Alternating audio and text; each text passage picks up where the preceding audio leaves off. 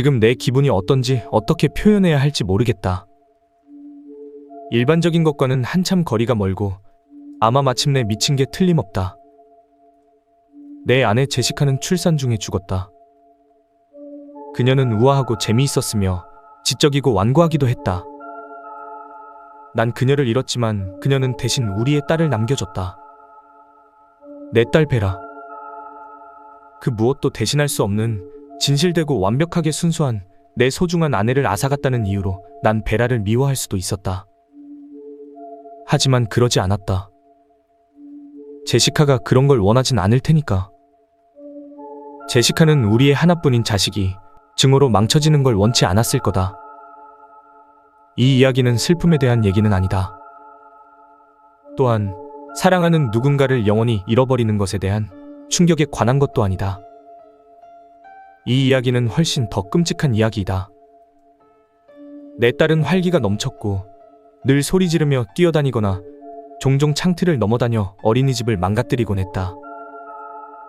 딸아이의 6번째 생일을 축하하기 위해 친구들과 영화를 보러 나섰는데 덕분에 신이 나서 사람들 사이를 쏘다니는 베라를 겨우 따라가고 있었고, 베라는 종종 사람들 속에서 돌아보며 아빠 얼른 와! 라고 소리치며 보챘다. 난 베라를 사랑할 수밖에 없었다. 베라를 쫓아가려 했었다. 정말로. 베라는 도로로 뛰어드느라 정신이 없어 날 보지 못했고 버스는 멈출 시간이 없었다. 기분 나쁜 우드득하는 소리와 함께 세상이 침묵에 빠졌다. 난 부서진 베라의 형체를 안아들었고 너무 망연자실하여 오열하지도 못했고 움직일 수도 없었다. 오로지 내가 느낄 수 있는 건 따뜻한 피가 내 옷으로 스며드는 느낌뿐이었다. 그 충격 속에서 난 그저 내 청바지를 어떻게 빨아야 할까 하는 생각밖에 할 수 없었다. 끔찍하게 들린다는 걸 안다. 하지만 가진 모든 것이 찢어발겨져 그 충격에 단순한 사고밖에 하지 못하게 되면 그렇게 되어버린다. 사고 그 다음 주는 기억이 희미하다. 조의를 표하는 친구들이나 친척들, 오열 속에 문 닫는 소리나 냉장고의 웅웅거리는 소리, 라디오의 웃음소리 따위가 기억날 뿐이다. 머리부터 발끝까지 검은색으로 차려입고 딸의 장례식에 참석했다. 옷뿐만이 아니라 내 모든 것이 새카만 검은색이었다. 난 아무것도 느끼거나 생각할 수 없었고 그저 죽은 사람이 파도에 휩쓸리듯 움직이기만 했다. 모두들 베라가 얼마나 완벽했는지, 얼마나 천사 같은 아이였는지를 내가 그걸 몰랐던 것처럼 이야기하고 싶어 했다. 마치 내가 얼마나 큰 선물을 가졌었는지 몰랐던 것 마냥. 한 남자가 나에게 걸어와 큰 가죽 커버의 책을 손에 쥐어주었다. 난 그때 그가 베라 친구의 부모님 중 한 명이고 베라와 친구들이 함께 있는 사진을 모은 사진첩을 나에게 쥐어주었다고 생각했다. 난 너무 망연자실해 있었고 그의 차가운 손에 대해서나 그가 내 딸에 대해 한 번도 언급하지 않았다는 데 대해 신경 쓰지 않았다. 한 달 동안 난 나 스스로를 잃고 살았다. 홀로 남겨진 텅 빈 아파트에서 술에 취해 낡은 상자들만 쳐다보고 있었다. 울 힘조차 없었다. 그때 여동생이 내 손을 잡으며 이제 내 껍질을 깨고 나가는 걸 시작해야 될 때라고 이야기해줬다. 그녀는 자리에 앉아 내가 말했던 모든 이야기를 들어주었고 날 좌절과 우울 속에서 빠져나오도록 달래주었다. 완벽하진 않았지만 내가 삶에 다시 복귀할 수 있도록 도와주기엔 충분했다. 그렇게 정신을 차리고 나서 이 책을 펼쳤다. 베라는 나에게 준 모든 기쁨을 기억하고 베라가 없는 불행한 삶으로의 적응을 준비할 셈이었다. 책은 내 딸의 성장 과정의 폴라로이드 사진들로 가득 차 있었다. 미간에 주름이 생겼다. 사진들은 꽤 거리가 있는 곳에서 약간 흐리게 찍혀 있었고 내 모습이 있는 사진도 꽤 있었다. 좀 불편하게 느껴지기 시작했지만 다음 사진들에 어떤 설명이 있기를 바랬다. 난 그 남자가 어떻게 이 사진을 얻었는지 궁금해하며 페이지를 넘겼다. 사진들은 점점 딸의 6번째 생일에 가까워졌다. 베라의 5번째 생일 때 작은 자전거 선물해준 날과 그 자전거를 타다 베라가 무릎이 까진 사진을 볼 수 있었다. 사진첩의 페이지는 많이 남아 있었지만 이후 페이지는 비어 있을 거라 생각했다. 하지만 다음 페이지에 있던 사진은 베라가 정말 좋아하던 분홍색 우비와 베라의 어깨에 얹은 내 손. 이건 베라의 6번째 생일, 영화 보러 가기 직전의 그날이었다. 사고의 사진은 없었다. 대신 이 사진첩 속에서는 베라의 삶이 계속되었다. 7번째 생일의 사진엔 내가 베라와 함께 정원에 있었는데 아주 큰 캔버스에 페인트가 엉망진창으로 칠해져 있었다. 베라의 7번째 생일. 강하게 뒤통수를 맞은 듯한 느낌의 사진첩을 쾅하고 덮었다. 그리고선 사진첩의 가죽 표지를 응시하며 부엌 테이블에 앉았다.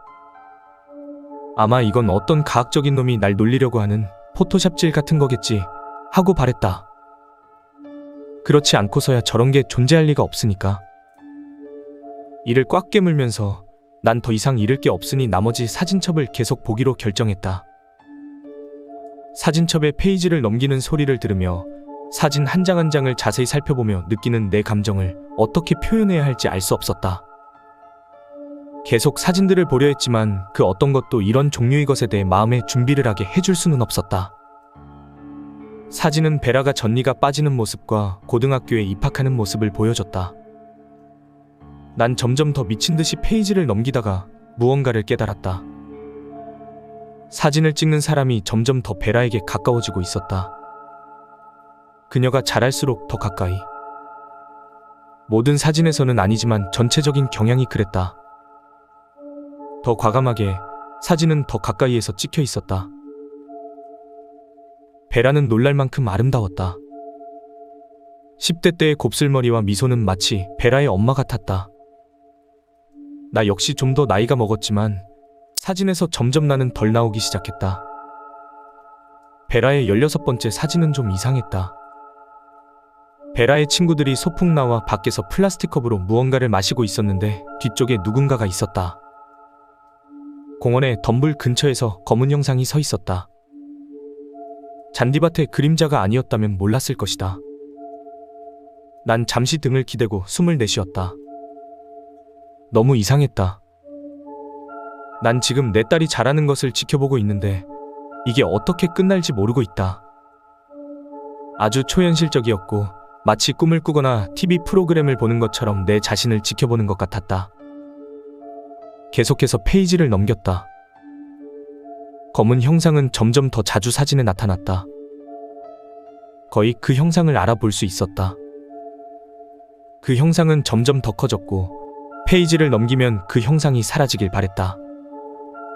사진은 점점 18번째 생일에 가까워졌다. 각 생일 때마다 폴라로이드 사진 아래쪽에 몇 번째 해인지 적혀 있었다. 베라는 이제 내가 알아볼 수 없는 곳에 있었다. 사진 속에서 베라는 불빛이 흐릿한 집 안에 있었다. 그리고 무척 이상한 자세로 공포에 질려 있었다. 옛날 여왕이나 바닥 청소를 하는 가정부의 복장을 입고 있기도 했는데 이제 검은 형상은 훨씬 가까이에 있었다. 그 형상의 다리나 팔 따위가 모든 사진에 있었다. 베라는 어떻게 옷을 입고 있든 모든 사진에서 베라의 얼굴은 무척 고통스러워 보였다. 이런 사진들을 보며 난 정말 죽을 것 같았다. 베라의 얼굴은 화장되어 있었지만 한층 더 야위고 아파 보였다. 페이지를 넘길 수가 없었다. 고통스러웠다. 너무나 고통스러웠다. 내 딸. 고통을 참아내며 페이지를 넘겼다.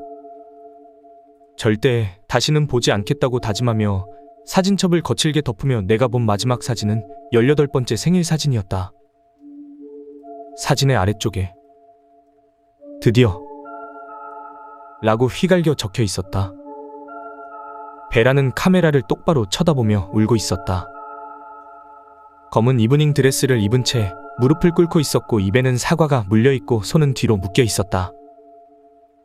화장은 눈물로 엉망이 되어 있었다. 마치 나더러 도와달라며 애원하는 것 같았다. 하지만 도와줄 수가 없다. 사진첩을 덮고 방을 뛰쳐나가 몸부림치며 울었다. 난 경찰을 부를 수도 없었다. 베라는 6살 때 죽었으니까. 날 잠 못 들게 하고 있는 건 내가 본 사진들이 아니다. 내가 잠들지 못하고 있는 건 아직 사진첩에 사진으로 가득 차 있는 페이지가 너무 많이 남아있기 때문이다.